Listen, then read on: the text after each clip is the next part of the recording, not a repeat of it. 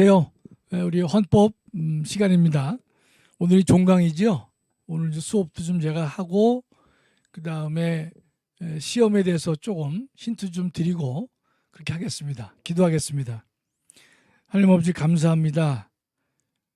우리 한 학기 동안 헌법을 가지고 공부할 수 있도록 시간을 허락해 주신 주님께 감사드립니다. 하나님 아버지, 헌법은 비록 신학의 한 내용은 아니지만은 그러나 신학을 공부함에 있어서 크게 유익한 학문이라고 저는 믿고 있습니다. 하나님 아버지, 오늘도 주님께서 함께해 주셨고 또 우리 2주 이내에 헌법 시험을 보게 되었는데 하나님 아버지, 어렵지만 그래도 시험 기간에 열심히 공부해서 실력을 높일 수 있는 우리 학우들 될 수 있도록 하여 주시옵소서. 예수님의 이름으로 기도 올리옵나이다. 아멘. 오늘은 210쪽에 집회의 자유하고 그다음에 213쪽에 결사의 자유를 하고요. 그다음에 시험 문제를 제가 좀 설명을 좀 드리도록 하겠습니다. 오늘 이제 첫 번째로 다룰 이 집회의 자유는요. 여러분들도 매우 중요하게 여기고 있고 전 세계적으로 현대 헌법에 있어서 가장 중요한 기본권을 하나 들라 그러면 이 집회의 자유를 둘 수밖에 없습니다. 왜 그런가 하면 모여서 자신의 의사를 표명하는 것이죠. 우리 이제 대학생들 같은 경우 보면 등록금을 인상하겠다 그러면 학생들이 벽보에다가 뭐 대자보를 붙이면서 등록금 인상 반대한다 뭐 그런 일도 할 수 있을 테고 신문에다가 글을 쓸 수도 있겠죠. 그러나 가장 학생들이 뭘 하게 되냐면 집단으로 몰려가서 총장실 앞에 가가지고 데모합니다. 그래서 등록금 인상 반대한다 이렇게 띠를 띄우면서 반대하는 의사표시를 이제 할 거란 말이죠. 근데 우리가 세금을 인상하겠다 그러면 국세청에 가가지고 우리가 이 세금 인상 반대를 할 수밖에 없어요. 뭐 이런 등등 모든 국민들이 직접 국가에 대해서 자신의 의사를 표현하는 가장 중요한 기본권 중에 하나가 되는 것입니다. 그래서 이 집회 자유는요, 그 의의를 보시면 민주주의 실현에 매우 중요한 역할을 하는 것이다. 그 다음에 이 집회 자유는 여러분 알다시피 여럿이 모여서 때를 지어 가가지고 항의를 한단 말이죠. 그렇다면 그걸 통해서 많은 국민들에게 여론을 형성시켜주는 기능을 할 것이다. 또 두 번째는요, 지금 우리 사랑제일교회나 자유통일당 같은 경우는 이런 이 언론 매체가 보도를 잘 안 합니다. 나쁜 것만 있을 때만 보도하고 이제 정상적인 활동을 보도를 안 하죠. 그 조선일보 근처에서 수천 명이 집회를 하더라도 이런 반구 조선일보에 글자 하나 보도되지 않지요. 근데 우리가 이 사랑제일교회나 이 자유통일당은 힘이 없는 것이 아니라 지금 배척을 당하고 있는 것인데 가령 이런 사람들이 있을 것이에요. 언론 매체에 접근해서 뭔가 자신의 의사를 말을 해야 되는데 힘이 없기 때문에 또 경제적으로 약자이기 때문에 언론 매체를 이용하기 어려운 소수가 있거든요. 그 소수가 자신의 의사를 말하기 위한 수단이 뭐냐? 바로 이게 집회의 자유입니다. 따라서 우리 헌법적으로 보면 소수 보호에 기능한다. 이렇게 볼 수가 있을 것입니다. 또 하나는 집회의 자유는요, 정치 권력에 대한 항의의 의사표시거든요. 우리가 사람들이 모여가지고 근데 문재인 체포하라, 문재인 구속하라 이렇게 말을 하는 것은요, 국가 권력에 대해서 항의의 의사표시를 하는 것이다. 따라서 이것은 국가 권력을 통제하는 기능을 집회의 자유는 가지고 있다. 이렇게 볼 수가 있는 것이죠. 또 하나는요, 우리 헌법은 대의민주주의, 국민이 대표를 뽑고 그 대표의 의사와 행동을 전체 국민의 의사와 행동으로 보는 그런 대의제를 가지고 있지만 여기에 약점이 많이 있단 말이죠. 따라서 대의제를 보완하는 직접 민주정치를 실현하는 그런 기능을 가지고 있다. 이렇게 볼 수가 있습니다. 그 다음에 이 집회 자유는요, 집단적으로 모여서 자신의 의사를 표명하는 것이에요. 따라서 한 사람 한 사람이 자신의 의견을 진술하는 이 언론 출판의 자유와는 다르죠. 언론 출판은 한 사람 한 사람 개개인이 각각의 자신의 의견과 사상을 표출하는 것인데 반해서 집회의 자유는 여럿이 모여서 공통된 의견을 보여주는 것이다. 이렇게 되겠습니다. 따라서 의사표현을 말로 하는 것도 아니고 글로 하는 것도 아니고 모여서 한다. 그런 특징을 가지고 있습니다. 그러면 헌법이 보호하는 집회의 자유가 되기 위해서는요. 다수가 모여야 되는데 이 다수는 몇 명 이상을 다수로 볼 것이냐. 3명 이상입니다. 3명 이상. 여러분들 지금도요. 한 명이 1인 시위라는 말을 쓰는데 혼자서 근데 이제 자기의 앞뒤에다 이게 뭐 등판에다가 글을 쓰는 경우도 있고 혼자 다니면서 마이크로 얘기하는 사람이 있거든요. 그런 사람들은요. 법의 제재를 받지 않습니다. 왜냐하면 소위 1인 혼자서 하는 것은요. 그 집회가 아닙니다. 우리 집시법을 보면 5개 집회를 할 때는 반드시 사전 신고를 하도록 되어 있거든요. 그러나 혼자서 하는 1인 시위는 사전 신고가 필요 없어요. 그건 왜냐하면 그건 집회에 해당하지 않고 표현의 자유, 언론의 자유에 해당하기 때문에 예외가 된다. 이런 의미가 되겠습니다. 그럼 두 사람은 뭐냐? 두 사람. 그 우리 학자들은요. 3사람 이상이라 해야 된다고 얘기를 하거든요. 집회 자유 되기 위해서는. 그러면 한 명이 하는 것은 1인 시위가 되는데 2명이 하는 것은 뭐냐? 여기 대해서 많은 학자들이 언급을 잘 안 하고 있는데 그러나 이 2명도요. 2명은 집회의 자유로 보호되는 것이 아니라 표현의 자유, 언론의 자유로 보호된다. 이렇게 봐야 되겠습니다. 많은 이제 경찰이나 일반 실무자들은 혼자서 하는 것만 집시법의 규제를 받지 않고 2명은 규제를 받는다. 이렇게 알고 있지만 실제로 이 법적으로 다투어진 바는 없는데요. 2명까지는 의사표현이고 3명 이상일 때에는 집회 자유가 될 것이다. 이렇게 우리가 봐야 되겠습니다. 그 다음에 집회는요. 공동의 목적을 지녀야 됩니다. 그렇죠? 여기서 여러분이 이 공동의 목적과 동일한 목적은 달라요. 하나 예를 들어 볼게요. 자, 우리가 지금 이제 이 시청 앞에 모여서 이승만 광장에 모여가지고 우리가 문재인을 구속하라 또는 6.25를 상기하자 이런 집회를 가졌어요. 그럴 때는요. 모인 사람들이 공동의 목적이 있죠. 그렇죠? 애국이라고 하는 공동의 목적, 문재인 구속이라고 하는 공동의 목적을 가지고 있어요. 요건 집회입니다. 그런데 여러분이 이제 길을 걸어가다가 백화점 앞에 또는 뭐 상가 앞에 멋있는 이제 그 마네킹의 옷을 이제 보는 거예요. 저 마네킹 옷을 볼 때는요, 공동의 목적이 거기 없습니다. 주의할 것은요, 여기는 공동의 목적은 없고 동일한 목적은 있습니다. 이 용어가 다르지만 분명히 명백히 달라요. 공동의 목적하고 동일한 목적이 구별된다 이 뜻입니다. 집회가 되기 위해서는 그들 모인 사람들 사이에 하나의 공동의 목적이 필요해요. 그러나 쇼 윈도우에서 어떤 그 이 모델의 옷을 본다든지 또 멋있는 자동차를 구경한다든지 그럴 때는요. 자동차를 구경한다고 하는 사람들의 목적은 같을지 몰라도 그들 사이에 공동의 목적은 없습니다. 또 다른 예를 들어볼까요? 왜냐면 불이 났어요. 불이 나서 그 현장을 지나가던 행인들이 10명이 모여서 그 불이 난 장소를 좀 보고 있습니다. 또는 불을 끄는 장면을 보고 있다고 우리가 가정을 해보면 그들 사이에서는요. 공동의 목적은 없고 동일한 목적만 있습니다. 그렇죠? 불을 끄는 것을 본다고 하는 목적은 같아요. 그러나 그들 사이에는 뭔가 하나의 의견을 실현하고자 하는 공동의 목적이 없다는 뜻입니다. 따라서 이 불 끄는 현장을 본다든지 마네킹을 본다든지 자동차를 본다든지 이럴 때는요. 그를 집회라고 보지 않습니다. 여기는 뭐가 없지요? 공동의 목적이 없기 때문에 그런 사람들을 집회라고 보지 않습니다. 그건 소위 군집이다. 좀 뭐 생소할 수가 있는데요.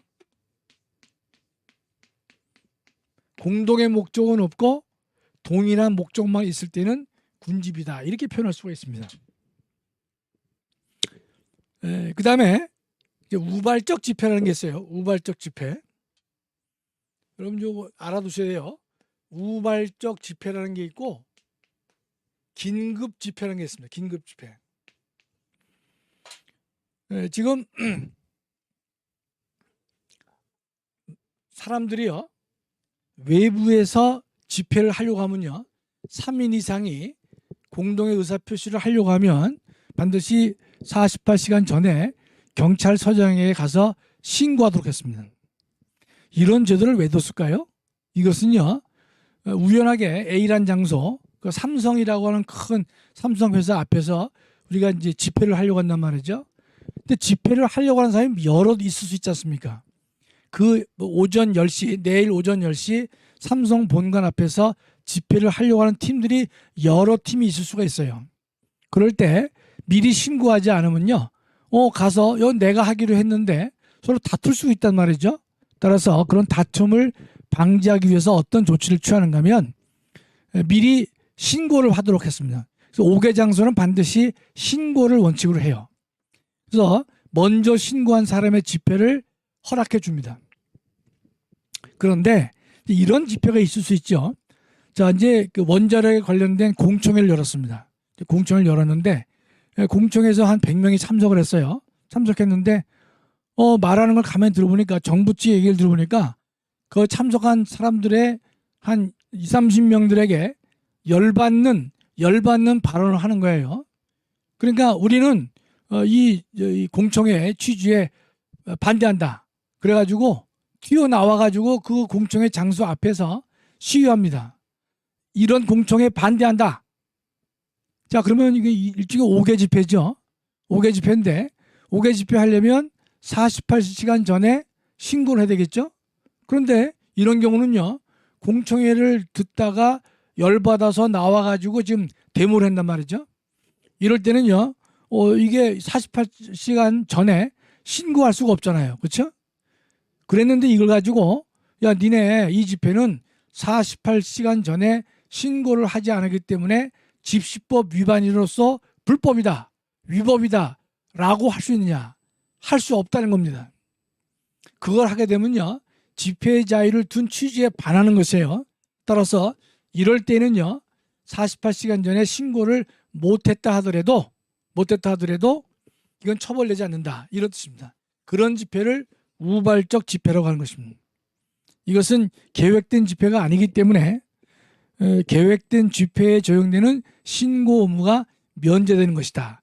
이걸 우발적 집회라고 합니다. 여러분들이 뭐 공청회 중에 어떤 행사 중에 급하게 나와서 데모할 일이 있으면 언제든지 우리 집단적으로 데모가 가능하다, 이런 뜻입니다.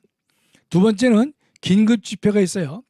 이건 뭔가 하면 사안의 긴급성으로 인해서 사전 신고 48시간을 준수하는 것이 불가능한 경우를 말해요. 이런 겁니다. 그래서 지금 외국의 그 환경을 침해하는, 이 환경 우호적인 사람이 아니라 환경을 침해하는 사람이 있어요. 또는 대한민국에 대해서 적대적인 발언을 자주 하는 인사가 공항에 만약에 지금 이번 주 토요일 날 오기로 됐습니다. 그래서 많은 단체에서 야, 이런 놈 오면 내가 우리가 반대되겠다. 그래서 그 사람이 입국을 하면 공항에서부터 너 반대한다, 그런 시위를 하려고 해서 나 사전 신고를 했어요. 했는데 이 사람이요, 갑자기 오늘 정보가 들어왔는데 내일 온대. 내일 오전 9시에 인천공항에 도착한다, 그런 정보가 들어왔어요. 자, 이럴 경우에는요, 내일 들어오게 되면요, 48시간 전에 신고하는 것이 어떻습니까? 불가능하죠? 그렇죠? 사안이 긴급하게 이루어졌기 때문에 이런 경우는 48시간 전에 신고가 불가능해요. 따라서 이러한 경우에는요, 소위 긴급 집회라고 그럽니다. 이런 경우에는 48시간 전에 기간 준수는 불가능하지만, 그러나 그 사실을 안 때로부터 바로 신고를 하면요, 이것은 적법한 신고가 된다, 이런 뜻입니다. 그것을 긴급 집회라 그래요. 그러니까 우발적 집회는 사전 신고를 할 수가 없는 상황에서의 집회. 이 긴급 집회는 사전 신고를 할 수가 있는데 48시간이라는 시간을 지킬 수 없는 상황. 그렇죠? 내일 들어온다. 내일 그 사람이. 그럼 48시간이 아직 안 됐잖아요. 그렇죠? 따라서 이런 경우에는 48시간을 준수하기 어려운 집회를 말한다. 이런 뜻입니다. 이런 경우에는 즉시 신고하면 합법적 집회 신고로 받아줘야 된다. 이런 뜻입니다. 이 집회의 자유는요. 첫째가 이 집회를 개최하고 진행하는 자유를 보장하는 것이에요. 그래서 집회를 주관하는 사람은 집회의 목적, 시간, 장소, 방법을 결정할 수가 있는 것이죠. 제가 예전에 우리 광화문에서 우리 이제 이 애국 집회를 하는 걸 보니까 한번 제가 얘기한 적도 있었는데 경찰들이 뭐라는가 하면 집회에 모여가지고 노래를 부른다거나 소리를 지른다거나 그런 걸 하지 말라고 계속 방송을 떠들어요. 그래서 제가 저 친구들이 전혀 이 집회 자유의 내용을 모르고 있는 사람들이에요. 왜냐하면 모여가지고 집회는요 조용하게 말만 하는 게 집회가 아닙니다. 집회하는 사람이 말도 하지만 무용도 할 수 있고 시위도 떠들 수도 있고 그렇죠? 소리도 지를 수 있단 말이죠. 그런 것은 누가 결정하느냐? 집회를 주관하는 사람, 또 집회를 하는 사람, 이런 사람이 결정하는 것이지 경찰이 집회의 내용을 결정해서는 안 되는 것이다. 이런 뜻입니다. 두 번째는요. 집회 시위의 자유는요. 집회 장소를 선택할 수 있는 자유가 보장돼야 됩니다. 이게 무슨 뜻이냐? 여러분 세금이 부당하다. 그걸 다투려면요. 국세청 그 앞에 가서 다퉈야 효과적이겠죠? 그래 사람들이 보죠. 그러다가 야 국세청 앞에서 하지 말고 저쪽 동해 바다 앞에 가서 해라 라고 할 수가 있겠냐 말이죠. 동해 바다 앞에서 하는 것은 이 집회가 효과가 반감될 수밖에 없죠. 따라서 집회의 자유는요. 어디서 집회할 것인지를 선택할 수 있는 자유가 보장되어 옳다. 이런 뜻입니다. 따라서 집회 장소를요. 항의의 대상으로부터 분리해서는 안 된다. 항의의 대상이 뭐겠죠? 예컨대 세금에 대한 반대를 한다면 항의의 대상은 국세청이 될 것이고 대학생들이 등록금을 반대하는 데모한다. 그럴 때는 총장실에 가서 해야 될 거란 말이죠. 또 경찰의 부당한 연행에 대해서 항의한다. 그럴 때는 경찰서 앞에 가서 항의를 해야 옳을 것이다. 이런 뜻이죠. 따라서 집회의 자유는요. 집회를 할 장소를 스스로 선택할 수가 있는 것이다. 이런 뜻입니다. 그 다음에 세 번째는요. 집회의 자유는 참가의 자유를 보장해요. 그래서 집회 참가자는 참가의 형태, 정도, 복장 등을 스스로 결정할 수 있다. 아직 우리나라는 이 집회의 자유에 대해서 부당하게 이 억제를 할 때가 많이 있는데요. 경찰이 이런 걸 많이 하죠. 집회를 금하기 위해서 특정한 지하철역을 패스시킵니다. 그러니까 여기 광화문에서 하는 집회를 막기 위해서 종각하고 시청에 있는 지하철역에 하차를 금한다. 이게 옳으냐 그러냐 말이죠. 이건 잘못된 겁니다. 우리나라는 이거 갖다 무비판적으로 막 하고 있는데 제가 헌법적으로 본다면 그것은 분명히 잘못된 것이다 뜻입니다. 전철역을 광범위하게 봉쇄하는 것 그건 옳지 않다 뜻이죠. 우리가 이제 광화문에 집회할 때 보면 광화문역에서 나올 때 보면요 경찰이 어디 가십니까 물어요. 그거 왜 묻습니까? 그 경찰이 알아서 뭐해요? 내가 광화문역에 나와서 집회 장소를 가건 또 다른 데로 가건 그건 경찰이 물을 자유가 없는 것인데 또 대한민국 그런 면에서는 후진국에 속한단 말이죠. 그 묻고 또 우리 국민들은 또 거기에 대해서 할 수 없이 뭐 답할 때도 많이 있고 저 같은 경우도 강의는 이렇게 하지만 실제로 묻게 되면요 점잖게 야 네가 그거 알아서 뭐하냐 너 알 자격이 없어 그렇게 말할 때도 있지만요 잘못하면 제 언성이 높아질 수가 있고 싸울 수 있단 말이죠. 그래서 내가 묻지 마라 내가 그러고 내가 이제 저는 답을 안 하고 묻지 마 그러고 내가 이제 좀 세게 얘기하고 이제 또 통과를 해요. 그 상대방은 딱 보면서 이 사람은 더 이상 싸울 필요 없겠다. 그래서 이제 보내줄 때가 있는데 그 진해가 물을 필요 없단 말이죠. 또 한때는 우리나라가 뭐가 있었냐면요. 상경하는 이제 이 고속도로를 차단해 버려요. 그런데 이건 있어요. 집회 자체가 불법인 경우에는 그거 가능합니다. 집회가 불법일 때는 민노총이 불법 파업을 하는 집회를 한단 말이죠. 그럴 경우에 거기에 참석한다고 보여주는 버스를 근데 차단한다. 그거는 우리가 적법하다고 봅니다. 그럼 남의 거는 막을 수 있고 우리 거는 막지 말라 이 뜻이 아니라 우리가 광화문에서 모이는 집회 자체가 불법이냐 합법이냐 이것만 따지면 되는 것입니다. 우리가 그 코로나 사태 속에서도 200명이 야외에서 모일 수 있도록 돼 있거든요. 그 200명이 테두리 안에서 모여 있는 거예요. 그러면 더 넘는 인원들은요 밖에 서 있는 거죠. 자기가 밖에 마음대로 서 있는데 그게 무슨 문제가 되겠냐 이런 뜻입니다. 따라서 앞으로 우리가 전철역을 봉쇄한다든지 상경을 차단하는 등의 광범위하게 이루어지는 사전 이 차단 조치는요 경찰관 직무집행법에도 어긋나는 그러한 이제 행동이 될 것이다. 집회 자유를 부당하게 제한하는 것이다. 이렇게 봐야 될 것입니다. 또 하나 이 집회 장소로 가거나 여행하거나 집회가 끝난 다음에 귀가하는 것, 집으로 돌아가는 것을 갖다가 방해하여서는 안 될 것이다. 또는 집회 참가자에 대해서 검문을 해요. 검문. 세워놓고 당신 어디 가냐? 왜 가냐? 검문을 통해 가지고요. 시간을 지연케 하는 것 이것도 그 위법입니다. 잘못된 것이죠. 헌법이 보장하는 집회 자유를 침해하는 것이에요. 그런데 우리나라가 아직도 그것이 이제 이 일반화 안 되기 때문에 경찰들은 잘 묻고 또 참석한 사람들은 또 부당하지만 또 답을 하고 있고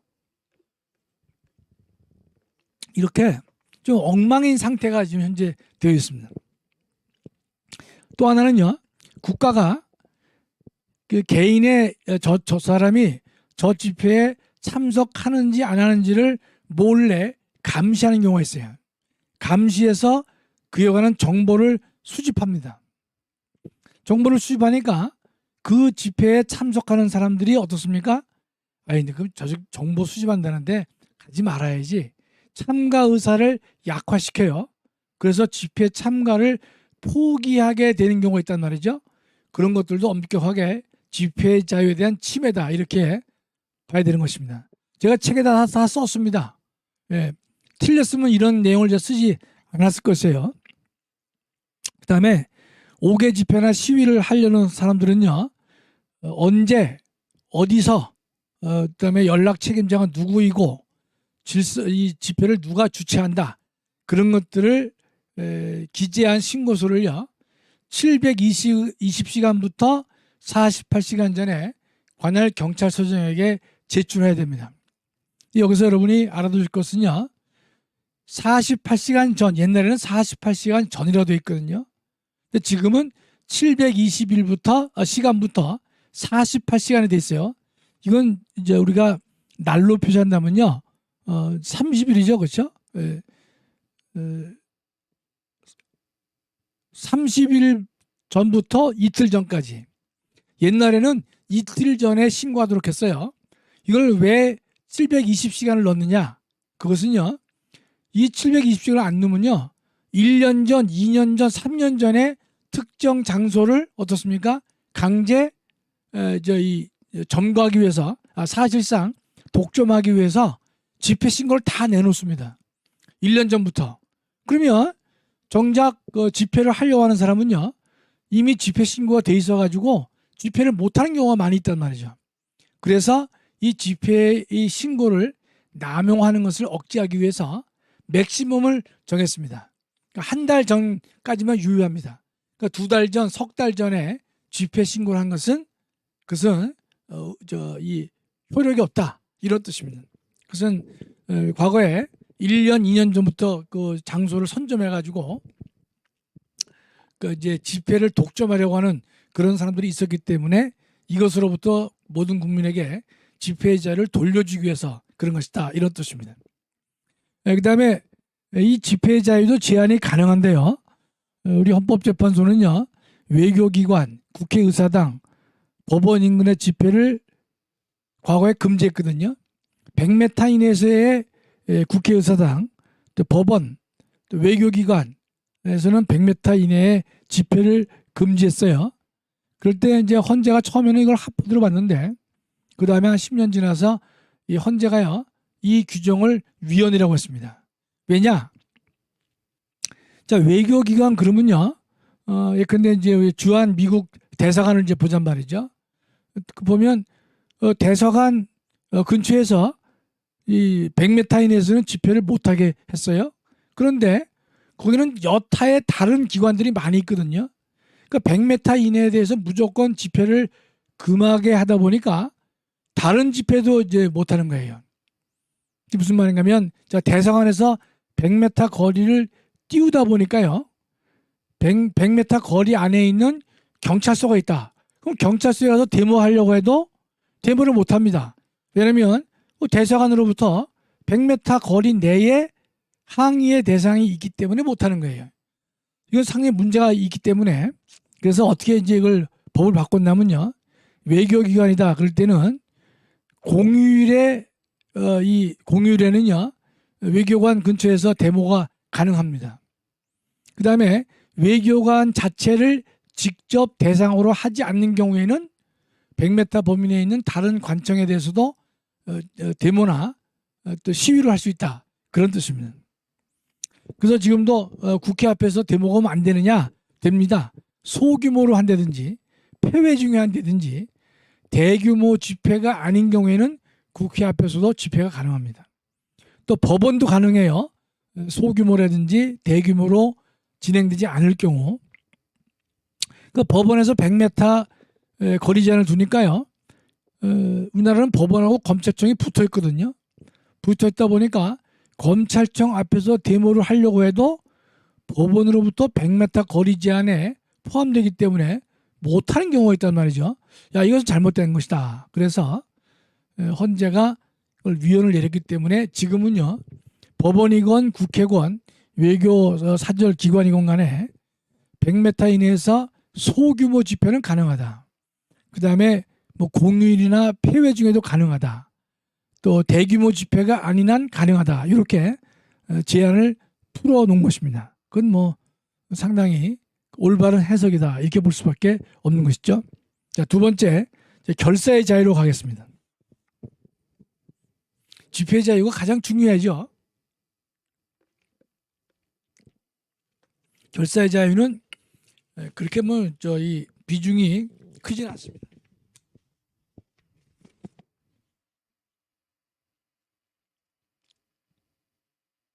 제가 보니까 이 결사의 자유는 시험을 안 냈네요. 간단히 보겠습니다. 네. 자, 결사의 자유는 뭔가면요. 여러 다수가 어떤 단체를 결성해 가지고 자신의 의사를 표현할 수 있는 자유를 결사의 자유라고 그래요. 자, 그러면 이런 걸 왜 인정하겠느냐? 이런 겁니다. 결사의 자유는 혼자서 할 수 있는 일인데 혼자서 하려면 하기 어렵기 때문에 단체를 결성해서 이를 통해서 의사 표현을 자유롭게 하기 위한 그런 자유가 결사의 자유입니다. 개조직을 모여가지고 우리가 공동의 의사 표시를 한다든지 또는 뭐 학회를 만든다든지 이런 등등의 어떤 단체를 만들어서 그 구성원들의 의사를 또는 사상을 외부에 표현할 수 있도록 하는 자유, 이게 바로 결사의 자유입니다. 자, 그럼 이런 결사의 자유는요, 어떤 장점이 있느냐? 개인의 행동 영역을 확대해 줍니다. 그게 무슨 말인가 하면, 여러분 개인 회사가 있지만 법인이 있죠? 법인은 이제 우리가 주식회사 또는 뭐 유한회사 등의 각종의 법인이 많아요. 대한민국은 이제 이 주식회사를 많이 선호하는데, 또는 무슨 재단, 무슨 사단이 있어요. 장학금을 주는 것은 근데 주로 재단이 한단 말이죠. 그러면 개인의 활동 영역을 확대해 준다, 이런 뜻입니다. 또 지속적인 의사 표현이 가능하다. 한 예를 들어 볼게요. 자, 어떤 사람이 돈이 많아요. 이제 돌아가실 때 100억이라는 유산을 남겼어요. 그래서 아들 딸들한테 야, 이 100억을 앞으로 1년에 한 2번씩 또 대학생들이나 고등학생 중에서 교회를 잘 다니고 그다음에 이러이러한 학생들에게 한 달에 얼마씩 1년에 얼마씩 지급하도록 해라. 여러분 이거 가지면 안 된다. 그렇게 유언을 내렸어요. 그랬을 경우에 그 아들 딸들이 한두 해 정도는 그 말을 잘 지킬 수가 있는데 몇 년 지나면요 해이해지죠. 돈이 급해지죠. 그 다음은 100억 중에서 아버지가 100억이라 그랬는데 그 90억만 하지 뭐 10억은 우리가 별도로 쓰지 뭐 이렇게 변질될 수가 있다는 뜻입니다. 그럴 때 그 아버지가 개개인에게 돈을 맡기지 말고 아예 장학재단을 만드는 것이 단체를 장학재단을 만들어서 거기다 정관으로 쭉 써놓습니다. 고등학생 또는 대학생 1년에 2번 그 다음에 기독교인 이해된다 뭐 이렇게 단서를 달아서 정관을 만들어 놓으면 그러면 거기에는 그 정관을 변경하는 어려운 절차를 격려하지 않고서는 그 돈을 마음대로 쓸 수가 없다는 것이죠. 그렇죠? 그렇다면 돌아가시는 입장에서는요 아들 딸은 믿기가 어렵단 말이죠. 그러나 재단을 설립해서 그런 일을 한다고 한다면 그 개인의 행동 영역을 확대시켜 주는 것이죠. 두 번째로는 확대하면서 지속적으로 그 개인의 의사를 실현해 주는 그런 기능을 할 수가 있습니다. 결국 뭡니까? 결사의 자유는 국민의 의사를 확대시켜주고 지속적으로 실현시켜주는 기능을 할 것이다. 이렇게 이제 우리가 볼 수가 있습니다. 그 다음에 이 결사의 자유가 되기 위해서는요, 아까 집회의 자유도 몇 명이라 한다면 다수라고 해서 3명이라고 그랬죠. 이 결사의 자유도 똑같이 3인 이상이어야 결사가 될 수 있을 것이다. 이렇게 우리가 말할 수 있습니다. 그 다음에 단순한 사교 모임, 친목 모임은 헌법이 말하는 결사의 자유에 보호를 받지 못한다. 이렇게 봐야 되겠습니다. 두 번째 결사의 자유는 단체를 자유롭게 만들 수 있는 적극적 결사가 있고 그 다음에 결사에 가입하지 않을 자유가 있습니다. 그렇죠?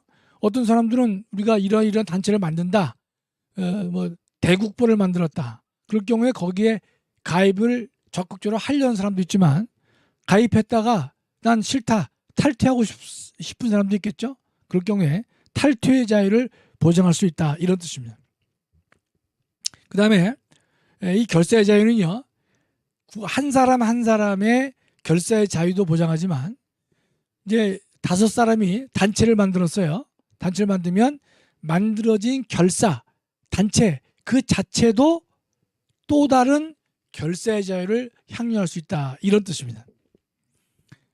그 다음에 이 소극적 결사는요. 만들어진 결사로부터 탈퇴할 수 있는 자유. 여러분 이제 우리나라에는 변호사회가 있고 의사회가 있고요. 변리사회 등이 있어요. 근데 재미있는 것은 변호사는요. 변호사회에 꼭 가입을 해야만 합니다.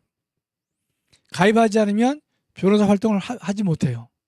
의사도 의사협회에 의사회에 가입을 해야만 의사활동을 할 수 있습니다. 이렇게 일정한 단체는요. 가입이 강제됩니다.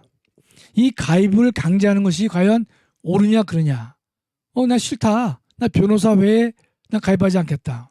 의사회에 가입하지 않겠다. 그럴 경우에 그 탈퇴의 자유를 허용해 옳지 않느냐. 이런 의문이 있겠죠. 그러나 많은 학자들도 그렇고 헌법재판소도 어떤 얘기를 하고 있냐면 변호사에게 탈퇴의 자유를 인정하지 않고 각 의사 각각에게 의사회의 가입을 탈퇴를 인정하지 않고 또 변리사들에게 변리사회로부터 탈퇴를 허용하지 않는 지금의 제도는 헌법상 소극적 결사의 자유, 즉 결사로부터 자유롭게 탈퇴할 수 있는 자유를 제한은 하지만 침해에 이르지 않는다. 그것이 이제 헌법재판소의 일반적인 견해입니다. 마지막으로요, 이 결사의 자유를 보면요, 우리가 반국가단체 또는 범죄단체, 국가의 안보를 위협하는 단체라든지 범죄를 목적으로 한 단체를 만들 수 없습니다. 그런 결사의 자유로 보호되지 않아요. 그것은 국가보안법이나 형법에 의해서 처벌되고 있습니다. 자, 여기까지 이제 제가 오늘 강의를 마치고요. 하고 그 다음에 이제 시험 문제에 대해서 볼 것인데, 제가 시험 문제를 여러분께 다 가르쳐 드릴 수는 없잖아요. 그렇죠? 그런데 이제 힌트를 지금 제가 드릴게요. 첫 번째는 이제 거기 보면 지문이 이래요. 국가는 영토, 주권, 국민으로 구성된다. 또 헌법은 국가의 기본적 법질서다. 헌법재판소는 관습헌법의 존재를 인정하지 않는다. 헌법은 강한 정치성을 지닌다. 여기서 틀린 거를 고르는 거거든요. 근데 요거를 여러분이 책에 17페이지에서 20페이지를 보시면 됩니다. 메모를 해놓으세요. 17에서 20페이지를 읽어보시면 요 문제를 여러분이 답할 수가 있어요. 그럼 여러분 답하기 쉽잖아요. 예. 이것도 안 하고 틀리면요, 여러분 이건 용서해서는 안 되겠죠? 잘못하면 여러분 진급 못 합니다. 졸업이 안 돼요. 그렇기 때문에 여러분이 집에서 17에서 20페이지를 보시면 좋습니다. 이렇게 꼼꼼하게 다 해놨어요.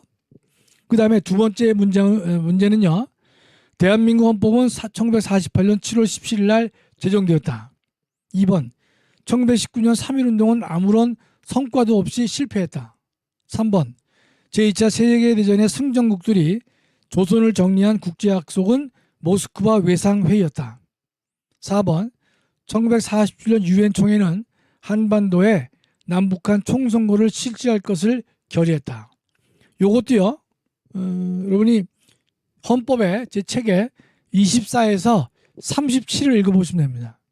24에서 37. 거기 읽어보시면 답이 다 나와요. 물론 거기 안 봐도 이게 눈치가 빠른 사람은 이게 틀렸네 알 수가 있습니다. 그러나 여러분이 그 내용을 한번 책을 좀 읽어보세요. 그 다음에 건국헌법에 관한 다음 설명 중 타당하지 않은 것은, 대한민국 건국일은 1919년 4월 13일이다.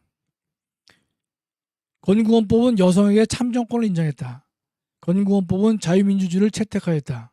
건국헌법은 농민이 농지를 소유하는 경자유전의 원칙을 채택하였다 그랬거든요. 이것도 44페이지에서 53페이지를 읽어보시면 좋겠습니다. 여러분 여기 내용이 한 문제를 푸는데 무슨 10페이지씩 읽어보느냐, 여러분 의문을 가질 수 있겠지만 그렇지 않아요. 2번과 3번은 여러분이 꼭 좀 읽고서 다시 복습도 좀 하시고 정리를 하셨으면 좋겠다, 이런 뜻입니다. 4번이요. 국적에 관한 다음 설명 중 타당하지 않은 것은, 대한민국의 국적은 원칙적으로 혈통주의에 따른다. 2번, 대한민국의 국적은 예외적으로 속지주의를 취한다. 3번, 대한민국의 영해는 12해리이다. 4번, 북한 주민은 대한민국 국민이 아니다. 이것도 책에 보면 65에서 71을 좀 읽어보십시오. 65에서 71. 그래서 답만 구하지 마시고요. 이번에 그걸 한번 좀 읽어보시면 훨씬 더 여러분이 유익할 것이다, 이렇게 제가 말씀드려요. 그 다음에 5번이요. 민주주의에 관한 다음 설명 중 타당하지 않은 것은 그랬어요. 1. 민주주의는 국민주권을 그 내용으로 한다. 2. 민주주의는 다수결 원리를 그 내용으로 한다. 민주주의는 출생에 의해 국가 권력을 결정한다. 4. 민주주의는 정치 과정의 합리성을 보장한다. 이것도 여러분이 책에 77에서 81까지 보십시오. 77에서 81까지. 그 다음에 6번, 정당에 관한 다음 설명 중 타당하지 않은 것은, 1. 정당은 민주주의에서 중요한 존재가 아니다. 2번, 헌법은 복수정당 제도를 보장하고 있다. 3번, 헌법은 정당에 대한 국고 보조금을 균형하고 있다. 4번, 헌법은 헌법 적대적 정당에 대해 해산 결정을 가능하게 하고 있다. 그럼 이 정당에 대한 것이죠. 책에는 85에서 90입니다. 85쪽에서 90쪽을 보시면 여러분이 잘할 수 있어요. 그 다음에 7번이요. 인간의 존엄과 행복 추구에 관한 다음 설명 중 타당하지 않은 것. 1. 인간의 존엄과 가치는 우리 헌법의 최고의 가치다. 2. 자살은 허용되지 않는다. 3. 헌법재판소는 예외 없이 아버지의 성을 사용 강제한 것은 위헌이라고 했다. 4번. 태아의 성별을 알지 못하게 한 것은 인격권에 대한 침해로 볼 수 없다. 헌재 판례가 2개가 들어갔죠. 여러분 이것은 139페이지에서 146페이지까지입니다. 139에서 146까지예요. 8번이요. 평등권에 대한 다음 설명 중 타당하지 않은 것. 1. 평등은 기회의 평등이지 결과의 평등은 아니다. 2번. 불법의 평등도 보장된다. 3번. 남녀 간의 임금 차별은 허용되지 않는다. 4번. 강제로 입학이 강제된 사립학교에서, 이건 좀 하나 고치겠네. 강제된이 2번 나왔네요. 그죠? 지금 요거는 입학이 강제된, 이게 하면 되겠다. 입학이 강제된 사립학교에서 종교교육의 강제는 위헌이다. 입학이 강제된 사립학교에서 종교교육의 강제는 위헌이다. 여러분 요 평등은요 1, 2번, 4번이 다 중요하죠. 그렇죠? 그래서 여러분이 요 내용도 147에서 152까지입니다. 제가 그 수업 시간에 말씀드렸지만 불법의 평등은 허용되지 않는다. 다시 한번 말씀드릴게요. 이런 거죠. 제가 이제 차를 몰고 가는데 속도 위반에 걸렸어요. 근데 앞에 안 잡힌 차 2대가 저보다 속도 위반을 더 많이 했어요. 경찰한테 왜 내 차만 잡냐 말이지. 저 앞에 차는 왜 안 잡았냐. 그렇게 내가 항의를 할 수 있느냐. 항의할 수 없다는 거예요. 그럼 왜 그럴까요? 내가 불법을 저질렀으면 그 자체로서 처벌 여부를 다루는 것이지, 다른 차가 안 잡혔기 때문에 다른 차도 불법인데 왜 쟤는 봐주고 나는 봐주지 않느냐, 그런 말을 할 수가 없다는 것이, 그런 말을 한마디로 불법의 평등은 허용되지 않는다 이렇게 표현하는 것입니다. 이건 많죠. 주차 위반도 그런데 저 차는 단속 안 하고 나만 왜 단속하느냐, 이렇게 항의할 수 없습니다. 그걸 이제 항의하는 사람들이 많이 있는데 그것은 이제 투정을 할 수 있어도 법적으로는 허용되지 않는다 이런 뜻이에요. 지난번에 저희가 그 어디서 집회를 할 때 차를 이제 호텔 안에다가 세울 수가 없어가지고 호텔 근처에다 집회 기간에 세웠는데, 평택이네, 평택. 근데 거기 이제 그 사인이 정확치 않더라고요. 그랬는데 아침에 가서 차를 이제 빼왔는데 쪽지가 날아왔어요. 3만 원 주차 위반했다고. 그래서 가만히 보니까 아마 거기서 아침 8시에 차를 빼면은 문제가 없는데, 우리가 한 9시 반에 차를 이제 길거리였거든요. 길거리인데 이거 뒷길이라서 저는 신경을 별로 안 썼는데 거기도 단속을 하더라고요. 그래서 3만 원을 제가 낸 적이 있습니다. 바로 얼마 전이죠. 9번. 다음 설명 중 타당하지 않은 것은 영장은 검사가 신청하고 법관이 발부한다. 2번. 누구도 우리나라를 떠나도록 강요당하지 않는다. 3번. 직업의 자유가 보장되려면 충분한 생활비를 버는 직업이라야 된다. 4번. 대법원은 대리 시험자의 시험장 입장을 주거 침입죄로 처벌하였다. 요거는 내용이 좀 양이 많죠. 왜냐하면 1번은 영장제도고, 2번은 거주의 자유고, 3번은 직업의 자유, 4번은 이제 주거 침입죄가 설명을 드리는데, 그러니까 2번은 거주 이전이고, 그다음에 4번은 이제 주거의 자유인데, 그러면 이 참고 자료는요 160에서 179입니다. 좀 양이 많죠?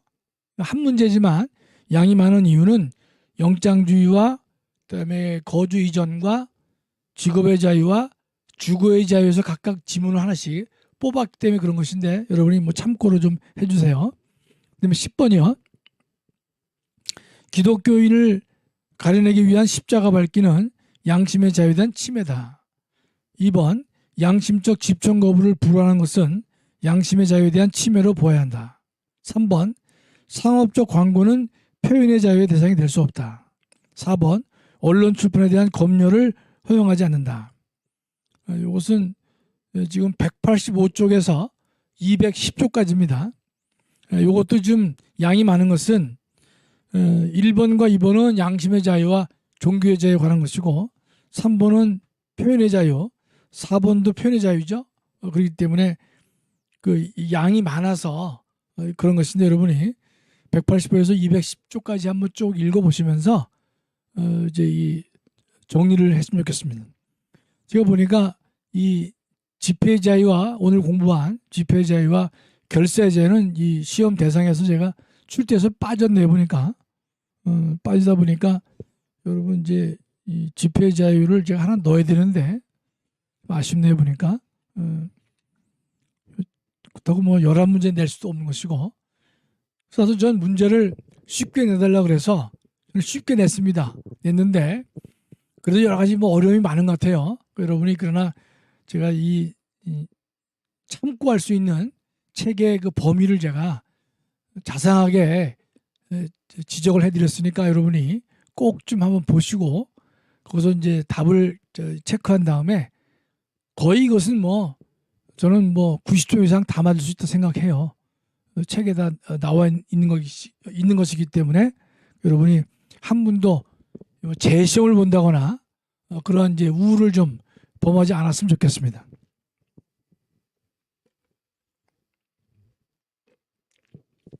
이게 아직 수업 끝날 때면 시간이 좀 남았는데 원래가 이게 시험 문제를 다 이게 제시하게 되면 그 다음 진도를 나가는 것은 좀 예의에 어긋나거든요. 그래서 제가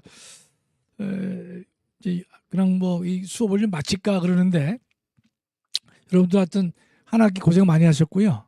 또 2학기 9월부터인데 제가 헌법을 이제 중간부터 했지 않습니까? 그래서 이 책을 진도를 다 못 나갔는데 제가 9월부터 새로 시작되는 학기의 경우에는 이 책을 제가 전체를 다 9월부터 내년 6월까지는요. 이 책을 다 끝낼 수 있도록 제가 한번 계획을 세워서 여러분께 강의를 선물해 드리겠습니다. 그러면 제가 오늘 이번에 해보니까 이 전체 책을 다 다루는 것은 이 양이 좀 많아요. 그래서 제가 볼 때는 이제 이 1년 동안에 9월부터 내년 6월까지 할 때 제가 필요한 부분을 이제 선택해서 집중적으로 전체를 다 여러분께 소개하는 강좌를 제가 만들어야 옳지 않을까 그런 생각을 제가 이제 하고 있습니다. 여러분이 양해를 많이 해주시고요. 오늘 제가 좀 일찍 끝나지만 원래 종강하는 날은 좀 일찍 끝나는 겁니다. 그래서 그래야 학생들이 이렇게 좋아하기도 하고 박수도 치고 막 그래요. 그래서 오늘은 여기서 마치도록 하고 여러분 방학을 잘 보내시고요. 그 전에 시험을 2주 동안을 보는 것으로 알고 있는데 꼭 여러분이 복습하셔가지고 이 책의 내용을 쭉 줄을 쳐서 한번 보셨으면 좋겠다. 여러분 헌법은요 제 시험 보신다고 생각하시면 안 돼요. 저는 이제 성격이 여러분 제가 까다롭지 않게 보이죠? 좀 까다롭지 않은데 원칙을 세워놓으면 제가 그걸 상당히 제가 그 고집을 피울 때가 많이 있어요. 예를 들어서 우리가 대학에서도 보면요. 이제 이 졸업시험을 봤는데 성적이 안 나온 학생이 있어요. 그러면 이 졸업을 시킬 것이냐 말 것이냐. 한 번 더 보자. 한 번 더 기회를 주자. 그런 교수와 줄 수 없다. 이런 걸로 나눠줍니다. 나눠주는데 제가 젊어서는 절대로 2번 시험 안 된다. 그건 제가 그 상당히 좀 까다롭게 했죠. 전체 교수들한테 내가 아주 크게 반발하더라도 그래서 김학성 때문에 저 제 시험 어렵겠다 할 정도로 고집을 폈는데 나이가 들고 보니까요. 조금 생각이 바뀌더라고요. 좀 유연해지면서 그래서 한 번 더 봐서 이거 이제 통과시키자 말이죠. 그런 쪽으로 많이 제가 바뀌어 왔는데 지금 나이가 더 들었잖아요. 더 들었기 때문에 여러분한테 무슨 이렇게 크게 엄격하게 하고 싶은 마음은 없지만 그러나 제가 여러분 이 시험은요 공부를 다시 시키는 거예요. 그러니까 여러분이 참고 제가 페이지를 써놨으니까 이번 기회에 꼭 한번 읽어보시고요. 그다음에 이런 생각하시면 안 돼요. 아, 이거 뭐 더 공부한다고 그래가지고 내가 이 하늘나라 가는데 무슨 그게 도움되느냐? 뭐 그냥 대충 해서 하자. 이제 그런 생각하시는 분이 계실 수가 있는데 그건 옳지 않아요. 왜냐하면 공부하는 학생들은요, 철저하게 주어진 게 있으면 그거를 잘 하려고 여러분이 최선을 다하실 필요가 있다, 이런 뜻입니다. 그렇게 최선을 다하시면요, 다른 거 하실 때에도 그와 같은 원칙을 여러분이 계속 유지할 수 있을 것이다, 이렇게 저는 확신하고 있기 때문에 여러분이 이번 기회에 잘 좀 하셔서 이 공부를 좀 잘 해주시고, 다음 학기에 할 때는 제가 9월부터 6월까지는 이제 전체를 다 싹 좀 커버할 수 있도록 제가 또 철저히 준비를 좀 많이 해오겠습니다. 여러분 방학 동안에 건강하시고요, 또 애국 운동 많이 하시고, 또 우리 전 목사님이 가장 원하시는 1천만 서명 운동을 여러분 열심히 또 해주시면 좋겠고요. 여러분 우리가 가는 길은 실제로 외로운 길이에요. 우리가 좁은 길을 가고 있거든요. 성경은 분명히 좁은 길을 가라 그랬어요. 우리가 가는 길은 좁은 길입니다. 세상 사람들이 바라볼 때는요, 저 인간들은 왜 특별하게 예수를 믿느냐, 저 인간들은 왜 저렇게 행동하느냐, 그렇게 손가락질 할 만한 길을 우리가 걷고 있는 겁니다. 그러나 우리는요, 우리가 가는 길이 옳다라고 믿기 때문에 이 길을 가는 거거든요. 우리가 가는 이 길을 쭉 따라 걸어가게 되면 저 끝에서 주님께서 두 손 들고 환영해 주실 거라고 믿고 있기 때문에 이 길을 가는 것입니다. 전광훈 목사님께서 하시는 그 일이, 예컨대 우리가 우리의 믿음에 의한다면, 우리의 양심에 의한다면 저건 분명히 바른 길이다 말이죠. 성경에 부합하는 길일 것이다 라고 믿기 때문에 우리가 가는 것이죠. 물론 멘토기 때문에 조금 뭐 잘못된 것이 있다 하더라도 우리가 순종하는 것이 옳아요. 그러나 큰 그 흐름을 보면 정말 전광훈 목사님 같이 예수 한국을 위해서 목숨 건 목회자는요, 제가 볼 때 찾아보기 어렵습니다. 저는 그래도 여러분 이런 경험이 꽤 있는 편 아닙니까? 또 교회에 대한 경험도 제가 많이 있고 그런 사람인데, 정말 우리 전광훈 목사님 하시는 일이 세상 사람들은 인정을 잘 안 해줘요. 우리를 극우라고 하면서 TV에 안 내보내잖아요. 여러분 극우란 말이 뭡니까? 그건 나치나 파시즘을 극우라 그래요. 극우에 속한 사람들은요, 자신의 생각과 맞지 않으면 다른 사람들을 죽이거나 살해합니다. 그게 극우예요, 극우. 여러분 그 외국에서 보면 이 유럽 사람들이 머리 이상하게 깎은 친구들 있잖아요. 그런 친구들이 외국인을 혐오하거든요. 걔들은 예컨대 외국인을 보면 조건 없이 막 죽이려고 하고 공격하려고 한단 말이죠. 그런 사람들을 우리는 극우라고 하는 거예요. 아니 우리가 전광훈 목사님 따르는 모든 이 애국 집회에 있는 사람들이요, 사람을 죽이거나 죽창을 들거나 누굴 때리거나 그런 사람이 있습니까? 없어요. 그런데도 이 세상은요, 저희를 극우라고 몰아붙여요. 그러나 제가 늘 강조하지만, 그렇다면 우리가 이 걷는 길이 올바른 길이라는 사실을 우리가 노력해가지고 그들에게 보여주자, 이 뜻입니다. 1천만 서명이 되면요, 대한민국 사람들이 전광훈 목사님이나 그를 따르는 많은 사람들을 바라볼 때 새로운 시각으로 볼 것입니다.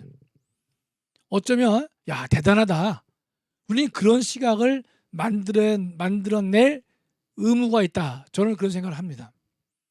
우리가 인생을 살 때 그들과 경쟁해서 뒤질 이유가 전혀 없는 사람들이거든요. 그럴 경우에 우리가 열심히 해서 자유통일당도 열심히 일하고, 사랑제일교도 열심히 우리가 다니고, 또 우리 애국운동도 열심히 하고, 또 1천만 서명운동 그것도 우리가 열심히 해서 결과로 보여주자. 우리 전광훈 목사님이 지금 하시는 청년 사업단이요, 그건 정말로 획기적인 일입니다, 여러분. 지금 뭐 몇백 명 학생들 하잖아요. 그러나 목사님이 몇백 명에서 1200명 또 12000명 하시겠다는데, 지금 수많은 청년들은요, 대학 졸업해도 지금 직장이 없습니다. 직장이 있어봐야 거의 알바 수준이에요. 네. 그렇게 우리 대한민국이 한 폭이 무너져 내렸단 말이죠. 그런데 그 학생들에게 용기를 불어주잖아요. 또 그들에게 교육을 시키지 않습니까? 그러면 지금의 2030에 있는 젊은 남녀 학생들, 청년들, 이제 한 걸음 더 나가면 40에 속하는 청년 남녀들이요, 제대로 교육을 받고 또 혜택을 받으면요, 저는 돌아설 것이다. 저는 이렇게 확신합니다. 전 그래서 이 일을 기쁘게 제가 동참하고 있죠. 그러니까 여러분도 이 일에 적극적으로 동참하시는 분들인데, 그러기 위해서는요, 천만 서명 하시지만 시험도 잘 보시라 이 뜻입니다. 여러분이 천만 서명을 더 잘하시면 제가 시험도 제가 받을 수 있는데 그러나 하여튼 이거 어렵지 않으니까 여러분이 천만 서명도 이 시험 잘 보시고요. 또 방학 동안에 건강하시고, 또 천만 서명 우리가 열심히 노력해가지고 우리의 존재를 우리 모든 국민들에게 보여주는데 여러분 앞장서 주시기 바라고, 또 그것이 또 하나님 보시기에도 기쁘신 일이라고 저는 생각을 해요. 그러면 이보다 더 좋은 일이 없습니까? 하나님께 인정받고 많은 국민들에게 우리의 존재를 당당하게 알리는 그 일이다. 제가 볼 때 열심히 우리가 해야 될 것이다 이렇게 믿습니다. 예, 감사합니다. 건강하십시오.